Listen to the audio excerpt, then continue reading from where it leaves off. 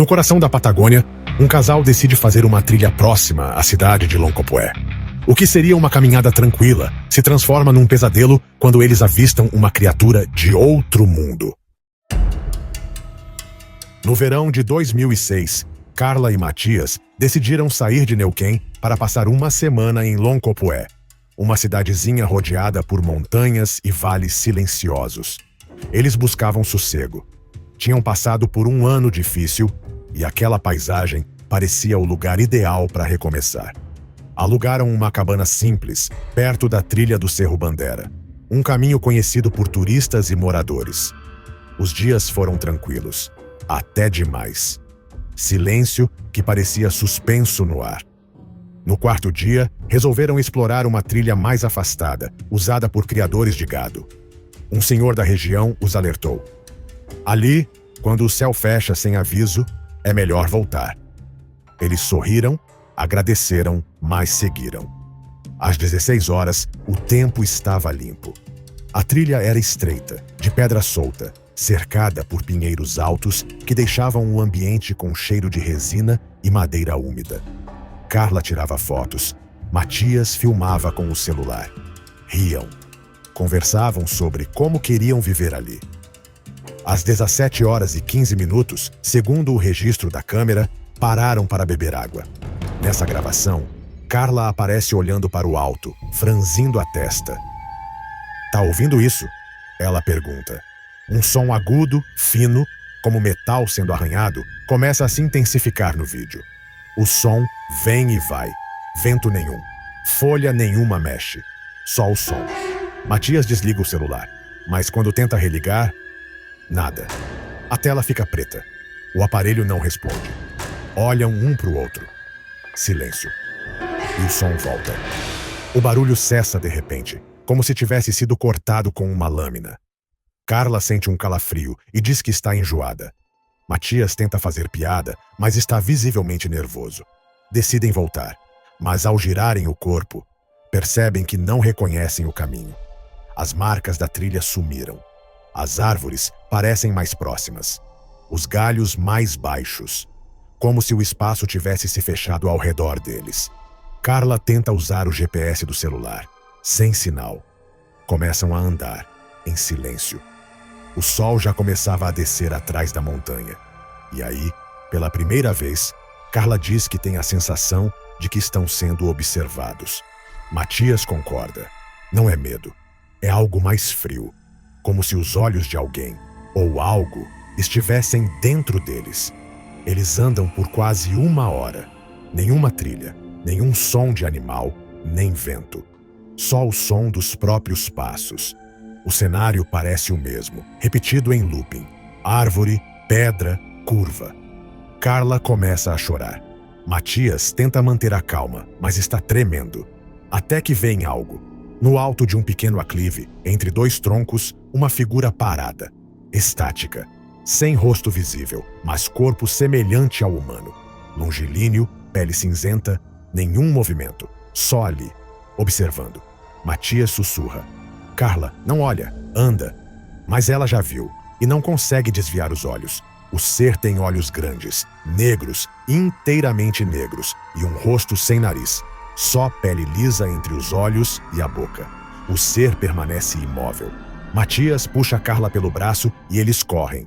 Correm sem direção, tropeçando em pedras e raízes. O céu escurece como se tivesse pulado uma hora. A luz muda. Tudo fica azul acinzentado. Eles caem num desnível e rolam por uma encosta curta, parando perto de um velho cercado de madeira. Quando se levantam, o ser sumiu. Não havia pegadas, nem marcas, nem som. Só silêncio. E aquela sensação grudada neles, como se ainda estivesse perto. Decidem seguir a cerca, esperando achar alguma estrada. Depois de 20 minutos andando, veem luzes ao longe. Um casebre de madeira, com fumaça saindo da chaminé. Matias bate. Um senhor abre. Enrugado, sério. E diz, sem surpresa. Vocês viram ele. O casal entra. A casa cheira a lenha queimada e chá de ervas. O senhor serve bebida quente e ouve calado. Depois de longos minutos, fala. Você não vê ele 2 vezes. Só se tiver deixado algo lá. Carla pergunta o que era aquilo. O homem responde apenas: não sei o nome, mas não é daqui, nem de cima. Ele anda quando a trilha desaparece. Matias pergunta se mais gente já viu. O velho não responde. Apenas levanta e aponta uma caixa de madeira. Dentro, fotos antigas, algumas borradas. Mas em 2 delas, ao fundo, uma figura escura, no mesmo lugar, entre as árvores. Nos anos 60 e nos anos 90. Matias e Carla se olham em silêncio. O velho diz: agora vocês sabem. Não andem sozinhos na trilha. O senhor os deixa dormir ali. No dia seguinte, ao acordarem, a casa está vazia. Sem sinais de gente. A porta destrancada. Fogão frio. E as fotos sumiram. Mas havia pão fresco na mesa. E o caminho até a trilha principal estava marcado com fita vermelha nas árvores. Eles voltam até a cidade. Não contam nada aos donos da cabana. Não comentam com ninguém. Passam o resto dos dias dentro do chalé. Quando voltam a Neuquén, Carla passa mal toda a noite. Matias tem pesadelos frequentes. Ela sonha com os olhos. Ele com o som metálico. Vão a um psicólogo. Depois a um padre. Ninguém entende. Ninguém acredita. E aos poucos, param de falar no assunto. Até entre eles. 1 ano depois, Carla desaparece. Sai para caminhar sozinha num parque perto de casa e nunca mais volta. Buscas são feitas. Cães farejadores usados. Mas nada. Nem pegada. Nem trilha. Nem vestígio. Matias entra em colapso. Deixa o trabalho. Some por semanas. Reaparece dias depois com barba longa, magro, falando pouco. Um amigo diz que ele foi visto andando perto de trilhas, sozinho, repetindo frases. Ela chamou, dizia. Ou, ele estava esperando. A polícia arquiva o caso como desaparecimento voluntário, mas Matias jura que Carla voltou para procurar o que deixaram lá. E ele não conseguiu impedir. Na vila próxima ao parque, uma senhora que morava há décadas na região afirma ter ouvido algo naquela noite. Eu ouvi o grito dela. Era um som que não parecia humano. Até hoje me arrepio só de lembrar. 2 anos se passam. Matias vive recluso. Muda-se para uma casa no alto de uma colina, em Alumine. Só desce para comprar o básico. Um jornalista local, interessado em histórias de fenômenos estranhos, o visita. O encontra calado, mas lúcido. Depois de insistência, Matias permite gravar um depoimento. Fala devagar, sem emoção. Conta a história toda. E diz que ainda sonha com ela. Que ela fala com ele. E que ela não está morta. Está em outro lugar. Ele mostra uma gaveta com dezenas de folhas rabiscadas. Desenhos do ser. Sempre com os mesmos olhos. Sempre sem nariz. No fim da conversa, Matias diz: ele não leva todo mundo. Só quem escuta o chamado. O vídeo da entrevista é publicado por um canal local e viraliza. Comentários surgem de gente que diz ter ouvido o mesmo som.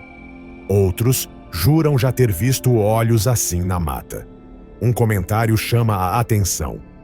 Um jovem diz que viu a mesma figura perto de Caviarrui, em 1998, e que também perdeu alguém depois. Ninguém confirma, mas o vídeo alimenta o mistério. O canal recebe e-mails com relatos de trilhas que mudam, caminhos que somem, figuras que observam sem piscar. A maioria vem da Patagônia, mas há relatos do Chile, do sul do Brasil e até do Paraguai. O nome que dão a ele muda, mas a descrição é sempre parecida.